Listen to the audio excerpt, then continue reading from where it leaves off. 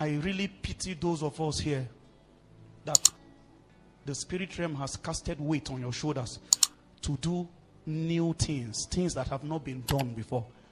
Honestly, I'm not pitying you, in a derogatory sense. No, I pity you genuinely because I know what you will go through. I know what happened before a man of God can come out of our clan. It's not normal. Who is this one? You ask the gate to lift up their head. The gate will reply you. Who is this King of glory? They ask Jesus question. Is it you? They will not ask. Who are you that you are talking about liberating people from the shackles of lack and poverty? You know how long it took to keep them? You know the covenant that strengthened that? I pity firstborns. I pity anything that is the first to do anything. The things that broke wombs. The children that was the first to come out of a womb. I pity them. I know the collision of darkness. There are many firstborns that don't understand their life. Sometimes when they come around me and they are talking, they don't know why I'm laughing, because I already know you are a first child and you don't know that this is your problem. There was a covenant well written between men and God that every child that breaks the matrix, the first child that breaks the matrix, belongs to God. Satan knows already. He knows that the seed that will crush the head of the serpent will be a first child. Every first millionaire in a family, every first person to get a job, every first person to legally marry, your marriage will forget that you are now married. You are happy. I am the first person to officially marry in this family. It's warfare you just entered.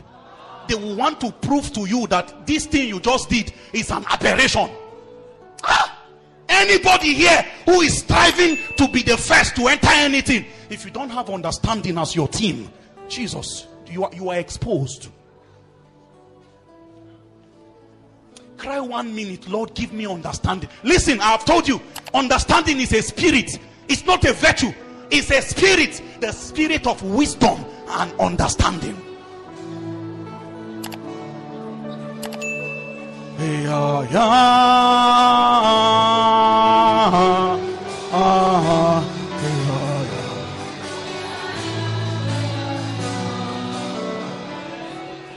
Listen, at the end of the day,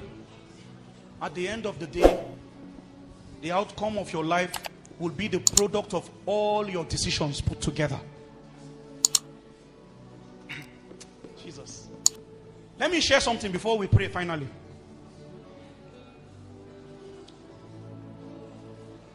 Sir, do you know why one student was reading in the night? Reading, normally.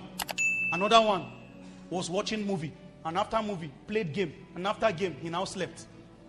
The difference between two of them is one thing: understanding.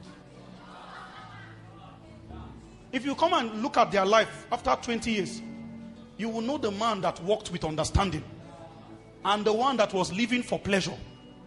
Mind you, I've told you, princes are not so strong.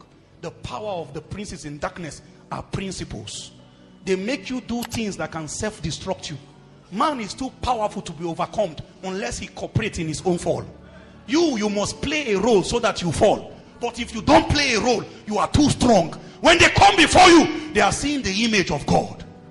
So they begin to tempt God to lose his stature, so that if you fall from who you are, the immortals will cry, I say unto you, ye are gods. All of you are children of the Most High. How comes you are dying like mere men?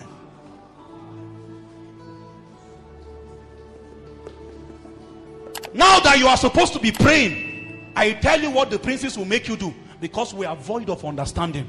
They tell you the youth is a time of pleasure. The youth is a time of pleasure. They say enjoy your life while you are young. There's nothing more wrong than that. And you know the way you see a quote, then they now write the name of the person that said that in under it. Enjoy your life when you are young. Under it is Satan. Because what scripture actually said in Lamentations chapter 3 verse 27, it is good for a young man that he bears the yoke in his youth. You don't enjoy when you are young. You labor when you are young, so that you can rest tomorrow. Too many people will not rest tomorrow. Too many people cannot rest tomorrow. It will be illegal for them to rest tomorrow because princes have spent their youths.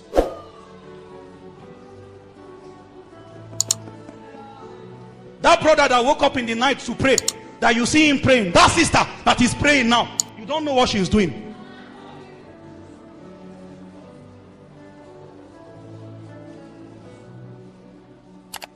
Satan plotted and planned to bring Simon Peter down and make him a mockery of his convictions. Jesus prayed and used prayer as a vehicle to defy the restraint of time, and he journeyed into a time called future and peeped into Satan's idea and plan concerning Peter, and returned back to time present and told Peter, Satan is planning to sift you like wheat, but I have used prayer to go to your tomorrow and I have edited it. You too, when you are established, use this same pattern to restore your orders. You don't know you'll be a mother tomorrow. Why can't you go and peep on your children and see what they look like? Why do you want Satan to take you by surprise? You don't want to know who you will marry? Go and peep into your family. You can't peep until you pray. Ha, Jesus. You will pray and suddenly they will just give you a glimpse and say, one day you will just dream, you will just see one child very sick and you are just very helpless in the hospital. Then you wake up into now and they say, this thing can happen if nothing is done. Do you know who just spoke to you? Understanding.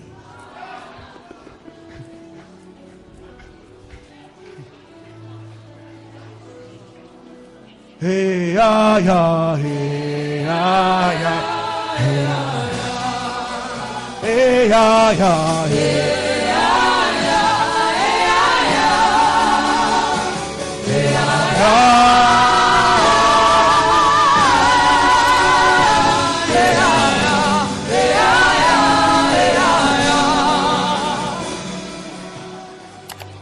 Psalm 119 verse 130 says, the entrance of thy word, the entrance of thy word giveth light and understanding to the simple.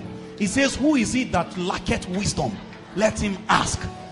Wisdom and understanding, they are twin. They go hand in hand. You will never see wisdom without understanding.